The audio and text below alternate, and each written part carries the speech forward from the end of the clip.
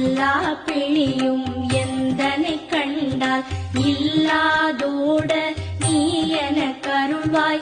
ஈரேழ் உலகமும் எனக்குறவாக ஆணும் பெண்ணும் அனைவரும் எனக்கா மண்ணாளரசரும் மகிழ்ந்துறவாகவும் உன்னை துதிக்க உன் திருநாமம் சரஹண பவனே சைலொளி பவனே திரிபுர பவனே திகழொளி பவனே பரிபுர பவனே பவமொழி பவனே அரிதிரு மருகா அமராபதியை காத்து தேவர்கள் கடல் சிறை விடுத்தாய்.